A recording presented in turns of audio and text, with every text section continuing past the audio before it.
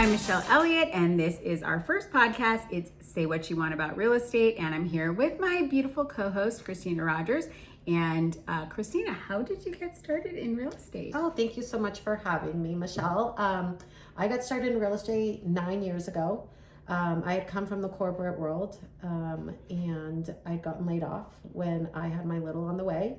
And I've always had a real big interest in real estate, and so I decided I'd give it a try. Okay. And see, I said I'll do this until I'm unhappy, and I'll go back to the corporate world, and here I am. Okay, sounds good. Still love it. And Christina and I have known each other for almost 10 years, right? Yeah, almost 10 years. And I say when I first met you that I thought you were always going to be good. What did you say? No. You told me to run. Well, I mean, I may have told you to run, but I thought you would be good at it. I just didn't know if you would want to do it because you know how crazy real estate is. Now you know how crazy Now I real estate know. is. Yeah. Definitely, it's a lot harder than it looks. Yeah. I think everyone thinks, oh, I'll be a realtor. It'll be super easy. Like, sure, the test is easy. Great. Right. The hardest part is working with people. Right. Well, the best part is also working with people. True. That's true. And scaring up the business, really. Like, it's not like you just show up one day and then you have people that are like, oh, yeah, knocking down your door to sell you a house, right? Or for you to sell them a house. Yeah. That's the part I don't think people realize. So Yeah. when I started, as you know, I came from corporate, very structured. I liked having those kind of, benchmarks of like you go into the office. So I'd go into the office from 9 to 4, 3 days a week. Yeah. I started part-time until I got busy enough to be there really full-time. Yeah. And everyone would be like, what are you doing? And it's like, you got to get the business from somewhere. Yeah. Yeah. Nobody's just calling you. Your phone doesn't just ring, No, as absolutely. you know. Yeah, no, absolutely. No, I totally get it. So, I mean, for me, I started in real estate. It's been almost 20 years now. So when I moved here, I'm originally from the DMV, which is Washington, D.C. area, as you know. So I'm from the Virginia side. And shortly after college, I started to get my real estate license. I wasn't sure. I was like kind of weighing real estate or law school. I'm kind of glad I didn't go to law school. So I certainly don't have the loans for that. So I'm happy about that. But I was not sure what I was getting into in real estate for sure, right? So you start and like for me, I had no idea. And I was young, I was 29 years old when I started. And then I got pregnant and I found out basically the first week that I started in real estate that I was pregnant with my oldest child. So we kind of started like a similar path in that way. Our kids were little when we started and we were young, right? Yeah. Yeah. But you had work experience before. I mean, I have been working since I'm 12, but not like corporate work experience. So this was very different. Although my family has run businesses for my entire life. So my mom had a business for 40 years. So entrepreneurship is definitely in our family lineage. So I have that going for me. But other than that, I knew nothing about real estate. Love houses, love people. So that worked out. Yeah.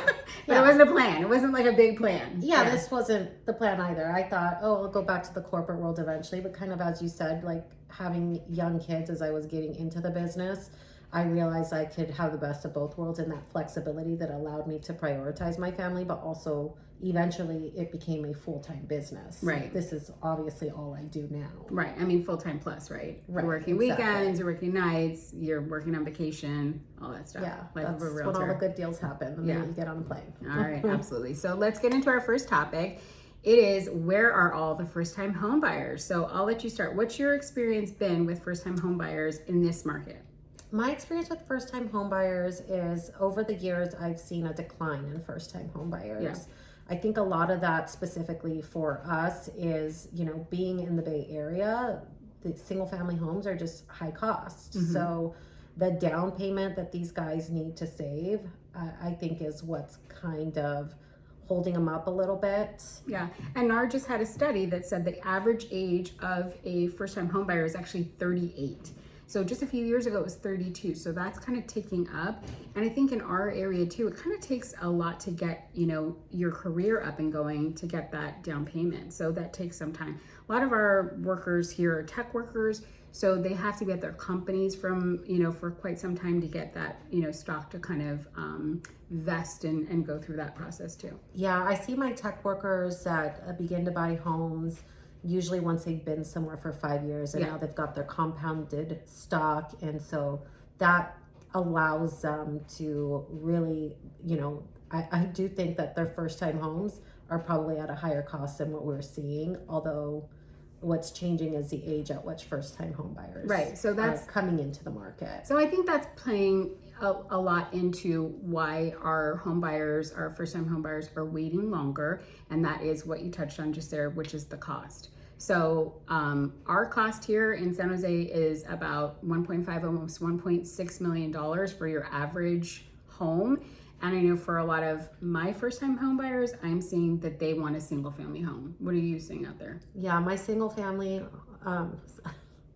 my first time buyers are more interested in single family homes than in the condos and townhomes. And they would rather wait until they're able to move directly into a single family home. Yeah. And to me, I'm assuming that's a function of them being older. So I'm thinking, once you hit your mid 30s, you don't want to kind of go backwards in life and you're done with the apartment living and that type of thing. You want a different lifestyle, right? Mid 30s, if you're with someone, you're possibly thinking about having kids, certainly people are thinking about having a pet.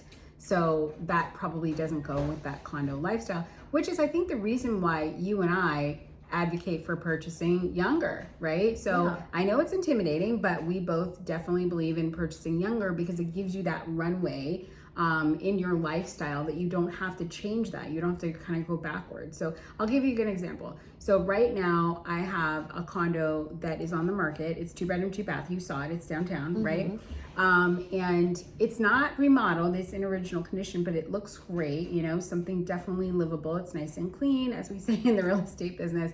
And I think it's in a great location. It's by San Pedro Square. So it's walking to lots of great things, and it's a great commute location to get to Mountain View, Sunnyvale, Palo Alto, those places where a lot of our tech workers work.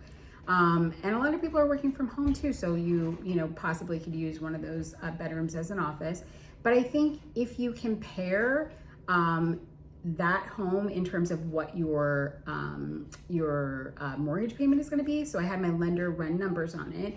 We can do a 3% down in that community. And that's around $22,000 ish.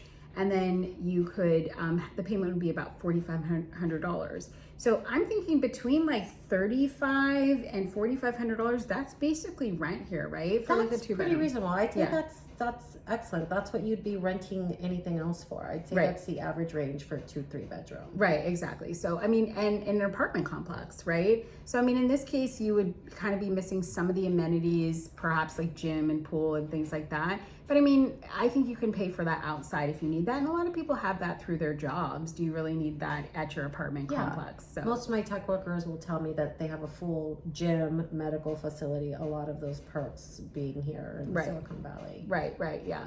So, if you get in when you're younger, that gives you the flexibility to keep that property, I think, longer because you don't have those lifestyle changes that we see for people in their 30s and things like that. Yeah. We're seeing super low inventory. I think that's also, part of the problem too. So a lot of our buyers, they want to buy something, but they just don't see something that they like. And that's something that we've been dealing with, not just here in our area, but all over the country. There is low inventory. So tell me what you're seeing in terms of like low inventory and how that's affecting your buyers and how they're feeling about the real estate market. I think that the low inventory is problematic in that, I think we hit historic lows a couple years ago with interest rates being in the 2s. And so I think we have two things going on. I think number one, sellers are sitting in homes that are possibly too big but don't want to downsize because they're locked into such a low interest rate. Right. And on the flip side, I see my buyers hesitating to get into the market because they're wishful that rates will go back to 2s. Right. And the reality is those are historic lows for a reason. Yeah. There's no way we're going back to 2s. I think we looked up today and we were about 6.58 for interest rates. I think I was seeing that that's the lowest we've hit since October last year. And I don't see us going down anytime soon. And so that's about the historic average is about 6%, 5-6%. So we're nearly right in that kind of ballpark of where we usually are. And you nailed it. That's what I tell my buyers. We're still at an incredible rate. Yeah. And so we joke, right? Marry the house, date the rate. Absolutely, You yeah. can always refinance later. Yeah. But when things are sitting a little bit longer, this is an opportunity for buyers to get into the market and start growing their equity. Right. Absolutely. I'll tell you a funny story. So my parents purchased our first family home that my sister and my brother came home to, and the interest rate that they paid was 20%. Oh, This is yeah. in the 80s, Mine will right? tell you that too. Yeah. They were over 20%, I think, on their first home. I Really? think around 22. Yeah, right. So when you're saying it is like a reasonable rate, like historically, like rates can be higher than this for sure, right? So we want to keep that in perspective. And the thing is that if you think about, okay, well, that's like, I don't want to pay so much in interest, right? Like it's a kind of a, tough nut to swallow. Like that's a lot compared to 2%. But the thing is that they may come down some, right? So if you're paying 6.5 now and it, kind of comes down to 5, you can always refinance and get that lower rate. My dad always says the way that they paid for our private schools, the rates kept coming down, right? Yeah. So it's like kind of built in this little savings plan for yourself because you can afford the payments right now. So if you can afford the payments and the interest rates start to come down a little bit, then that makes things more comfortable for you, right? You're going to grow into that payment a little bit. Exactly. And I've never heard anybody say, I wish I didn't buy. Yeah. It's always, I wish I bought sooner. Absolutely. And they wanted to buy when homes were at 2%, but they weren't doing it then. And now that we're in the 6s, they're like, oh, we should have bought when it was at 2. So Right. it's always hindsight. Right. But you know what we say about that? The best time to buy real estate was 10 years ago. Exactly. But the second best time is It's today. right now. Let's go. Let's find it. Right. I'm seeing tons on social media about there's, lots of influencers out there saying, don't buy a house. Don't buy a house. Renting is where it's at. Don't buy a house. What do you say about that? I mean, I think that's difficult. I think I hear a lot of the influencers saying, don't buy the house. I think depending on where you live, your cost of living, I think the young people want to travel right now. They don't want to lock into a large mortgage, but here's the reality is you're going to build your equity. And so over time, buying that house can be beneficial. Mm-hmm. Yes, renting right now and traveling all over the world may be fun, but do you want to do that forever? Right. And so what do you say to people? They say, I can just invest that money into the stock market. I can just invest that into the stock market. Like, it's not about my lifestyle. I'm not tripping all over the world. It's about, one investment is better than the other investment. What do you say to that? I could just put it into the stock market. I mean, if you look historically at what's happened here in the Bay Area specifically, I would say, you know what?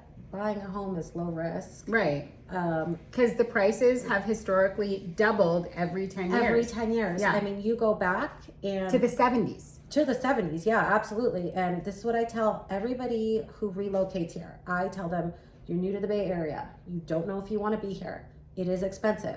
But we have one thing that sets us apart, and that's our ability to grow our equity in our homes. Right. You don't get that everywhere. If you're not sure if you want to be here, you buy a home instead of renting. Yeah. You sell it in 3 years if Yeah. you hate it here. Yeah. You walk away, you didn't lose money, you didn't make money. Yeah.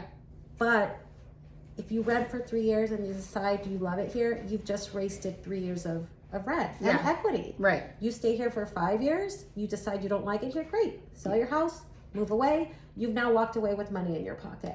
But the sweet spot for Bay Area is that 7 to 10 year mark. Right. Some homes have doubled in 7 years. Yeah. And most homes are absolutely double by 10 years. Right. Of course, not a guarantee, but that's just what we have been seeing. But the analytics show us that it's true. Yeah, absolutely. We've never not seen that, Yeah. basically. And I just had a family do that recently. So they moved here from, I want to say Minnesota. I honestly can't remember.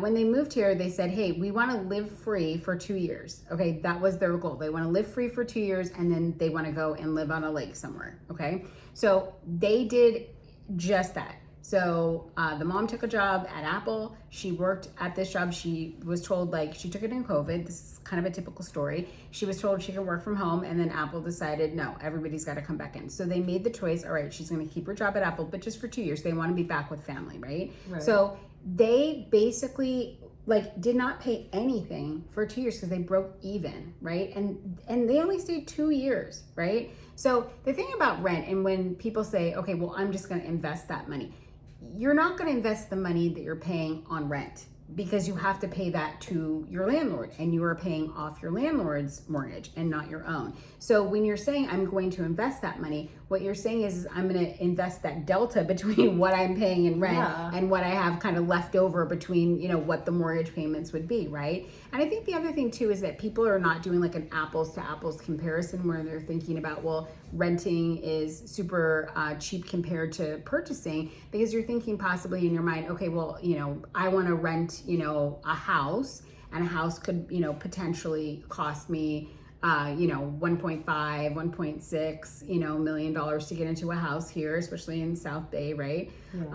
Which is one of the most expensive cities. Actually, I think there was a report we are like actually the most expensive city recently. So, and it's hard. I totally understand that. But if you're, you know, you're comparing that to you're living in an apartment now and you want to buy the single family house, yeah, maybe that's not within reach, right? But you're also not renting a single family house, because that's going to cost you like $7,000, $5,500 to $7,000 is what I'm seeing in the nicer neighborhoods, right? That's exactly what I'm seeing. Yeah. So, I mean, I don't think that, you know, when you're saying this idea of saving, you have to think about what that rent, you know, is going to cost you, because that is just completely cost that you're never going to see again. And I think a lot of these you know, influencers and people like that are saying like, you know, renting is so much better. I think that they don't, you know, live here in the Bay Area. So a lot of them don't have that same phenomenon. And I see them doing calculations, and a lot of it is like with the 2% appreciation. You know what I mean? So, well, and that's what I tell my clients all the time. Like I'll have clients that say, I want to buy an investment. And I'm like, well, what's your goal? Yeah. What's your goal? Yeah. Is your goal the long game? Yeah. You want equity, or is your goal you want to be cash positive? Yeah. Because those are two very different things. Right. And if my clients say, I want to be cash positive, I said, great, go buy out of state. Oh. Where do you want to go? Unless you have a bigger down payment. Well, I mean, it's pretty hard to be cash positive here. Yeah, right. Because a down payment here is a house somewhere else. Right, yeah. And so I have a lot of clients that do investments, and when they want to be cash positive, they buy out of state. But when they're tired of owning a rental and they want to sell it, they really don't make a lot of money from the sale. Well, yeah. Because they don't get that appreciation and equity that we do here in the Bay Area. No, absolutely. We are a long game. Yeah. So you want to grow your equity, you want to double the value of your home, you do it here, but you're going to have to hold on to it for 7 to 10 years in order for that to happen. Right, absolutely. But what happens in 7 to 10 years? Life changes. Right, yeah, no, absolutely. I think too, you know, one of a realtor I really respect here in the Valley, she told me a story over time. She's like, oh, I have a great little investment over in Campbell. I was like, wow, good for you. You know, you must have made a killing on that. She bought in the recession. She said, well, I learned my lesson. You know, she said, because in years past, I made mistakes. She said, I've purchased in Texas and in Arizona, and it's exactly what you're saying. They don't make any money on the equity, right? There's no money in the equity because it stays pretty, you know, pretty level. And you could be cash flow positive, but again, I mean, you're not going to get these huge numbers in rents anyways, right? So the little amount that you do make, you may have to invest back into the property to keep that afloat, right? Because you're going to have costs associated with that. I think too, if you're looking for an investment, I think condos are a great investment, honestly. So, because you're going to get closer to that cash flow positive number. But remember, if you're going to rent it out, I mean, you could write off any negative that you have on your mortgage payments too. So there is that, right? You have a write-off. A lot of people need a write-off anyways. Yeah, absolutely. All right, Christine, you're going to laugh about this one. Okay. The other thing I'm seeing on social media is a lot of people blaming the boomers. They're like, this is the boomers' fault, right? The boomers had everything. It was so easy for the boomers to get into houses. It was so easy, and now it's terrible for us, and they haven't left any for us. But I did hear a talk at the National Association of Realtors. There's an economist that was talking about the size of the generations. And we all know the baby boomers are huge, but millennials and Gen Z are more. And they're certainly more than Gen X, right? And obviously we're losing baby boomers pretty quick here now. But for Gen Xers like me, I know you're a millennial, we're a smaller number, right? So if you guys are coming online now and you need housing and we're over here like, well, I'm not going to sell my house because I have a 2% interest rate, that is also contributing to low inventory, right? So there is some kind of a generational, issue happening here when it comes to young people kind of trying to get into their first property as well. What say you about this, about the baby boomer thing and all that? I mean, I think that's really tough. I think you've got that lower inventory, and so it's causing us millennials and youngers to really have to compete. You hear a lot of times, oh, this home went way over. Well, what I'm seeing is that the homes that are going over right now are the ones that are turnkey, right? The ones that don't need any work. Yeah. So we have to maybe lower the expectations a little bit, right? So we're not going to maybe get exactly what we want straight out of the gate, right? Because that's, not doable. But I will say both you and I, our first single family homes, for sure, were fixers, right? You had to do a little fixing on yours. Yeah. I think people have kind of lost their kind of zeal for fixing up a little bit, right? Yeah, I think people don't want to put the time into that. And what I try to remind my buyers is what is most important is you want the maximum equity. You want it to double in 7 years. Your number one priority should be location. Yeah, right. Who cares what the kitchen counter is? Right. Who cares if you have the original bathroom? Right. Your value is going to go up higher if you choose on location. You can change anything you want in a house. That's what I always say too. You can change everything else. Pick the location, you can change everything else. You got stock and you want to do it all at once, have at it. That's fantastic. Yeah. If you don't, then do it one area at a time. Right. You'll get there. Right. And you'll be glad that you chose location over aesthetics. Yeah. 100% of the time. Right. I mean, and there's things you can do, little fixings that we do all the time for our sellers to kind of, spruce up the house in the meantime until you get those new stock grants and you can, wait until those vestings come along to pay for a new kitchen or whatever may have you. And kind of to talk up also, one of the things I was saying before is like life changes. Yeah. Maybe you don't end up fixing everything, but guess what? If you chose your home on location, it doesn't matter if it's dated. Guarantee you it's going to sell. Right. It's still going to sell because it's in the right place. Right. It's in the right location. So maybe you end up moving before you get a chance to remodel. Well, maybe you're moving because you need more space. So life changes. So you take that equity from that house you never remodeled, and now you have more to go towards your down payment, or now more to go to renovate your forever house or whatever it may be. Right. That's the other thing when you're renting that you need to think about too. I know when people do these scenarios, they're thinking about, okay, you're living in one home forever, or you're renting at some rate forever, or it's going up 2% or something like that. Mostly people move, right? And the big advantage to owning over renting is you do have that equity that you can take what you've paid off and what you've earned in market equity. You can take that and you can purchase your next property with it, right? So you get on the property ladder, which you don't have something like that when you're renting. And I think, one funny thing I found with my buyers is I have buyers that are renting but are looking at purchasing. And the hardest thing to be gentle about and candid about is this. It's like, I show them the house and they're like, but it's dated. Yeah. And I'm like, but the location is amazing. You've got everything you want. You're going to grow your equity. This is a responsible choice. Right. Well, this is exactly like our rental. Right. And I'm like, dated? Right. So you can pay the rent on a home where you're not building your equity, but you can't live in a house that's the same condition that you're going to own and grow your wealth with over time. Listen, We got to adjust our expectations. we have to adjust our expectations. And I think too, if you think about, if you purchase something that doesn't have the best aesthetics, right, you're going to pay yourself what, a contractor, you would pay them to fix up your house, right? So you are going to make that money for yourself, right? So that appreciation that you're going to get is completely your own. You don't have to overpay for somebody else's work, which is not going to be the work that you want anyways, right? Just because it's done doesn't mean that's exactly what you want, right? And that's where I tell my buyers, I love an original home, or I love a home that has not turned over for those exact reasons. Yeah. Number one, even if it's dated, if the work they have done is quality work, great. Yeah. You know you're not going to find any surprises. When a house has turned over a bazillion times, you got this section that was done very well by a great GC, you got this section that was DIY, and now you're fixing things and they don't realize the cost until they start opening up walls. Right. And so, again, like you said, the house can be redone, but they may not love everything about it. Right. And you so may they're have to going to fix rip it out anyways. anyways. Yeah.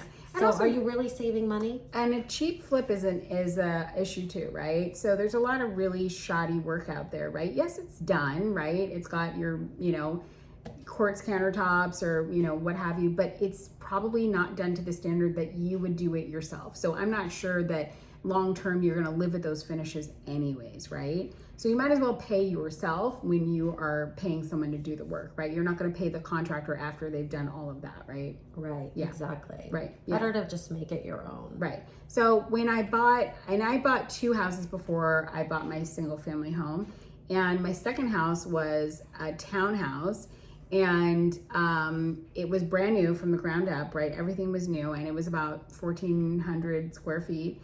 And I remember when we bought this single family home, my dad said to me, "How much bigger is your house?" And I was like, "Oh, it's not bigger." So, I mean, those are the kind of sacrifices that we need to make. But I think long term, that's definitely going to pay off, right? Yeah. Yeah. I mean, same. We went from our first single family home to our desired area location. We love where we live. And yeah, we went from 1,860 square feet to 2,200 square feet, and everything was, multiplied in terms of cost. And Right. again, it was worth every penny. Our priorities were location and our children's schools, and that's not a huge difference in square footage. We love the peace and quiet, but yeah, our upgraded house cost a whole lot more for 300 square feet. Right. Right. And I still think it's worth every penny. Yeah. Well, I mean, because it's in the right location. Exactly. Right. Yeah. The house was original 60s. Yeah. So it needed a lot of love. my house had saloon doors and pink carpet. Oh yeah, I had a Cheers swinging bar door. You did? Yeah. Oh, yeah. yeah, We had a so- wet bar because those were really cool in the 60s. Oh, nice. But now, it's exactly how we want it. Yeah. And we bought from an original owner, and so she hadn't done much, but what she did do was done well. It was livable, but we chose to change that. Yeah. I think too, a well-maintained home is what you're looking for when you're looking for a fixer-upper. So my house was well-maintained in terms of just the systems of the house. The Yeah. roof was good, the plumbing was good, there was nothing major that needed to be done. We didn't need to do a sewer or anything like that. So it was mostly just cosmetic things. We didn't even, actually no, we did put in a new HVAC, I lied. Yeah. Yeah, but- because what people don't realize is that those systems are what make your remodel expensive. So like, if aesthetically it's beautiful, but you've got galvanized plumbing, you're going to end up having to go to copper plumbing. And what does that mean? It's Right. in your walls. Right. You're ripping the whole house apart that's pretty much new. Right. Same thing. Our fixer was in beautiful condition, totally original 60s. I'm talking like the tile, like everything, even the asbestos, you get it all. But it had new copper plumbing. The HVAC was newer, like you Yeah. said. Mhm. The furnace, the AC. We had a couple-year-old roof. So the expensive parts that you don't see, those were taken care of. Right. The problem was aesthetic. Yeah. It was functional. We just didn't like it. There was Right. nothing wrong with it, Right. per se. Right, absolutely, yeah. Because those are the things that have the higher sticker price, right? So if you want to go into a project and you're like, okay, I don't like how it looks, you don't want to spend money on the roof. You don't Exactly. want to spend money on your furnace. You're already hemorrhaging on everything else. Right, yeah, seriously, yeah. Okay, good. Well, anything else you want to say to wrap up? No, I think, kind of what you touched on. If you're looking to get into the housing market, it was better 10 years ago. So if you didn't do it then let's do it now. Yeah, let's do it now. I think that's the best advice, to definitely get into something today. So I just want to say thank you so much for listening to us today for our first podcast, and hope to see you soon.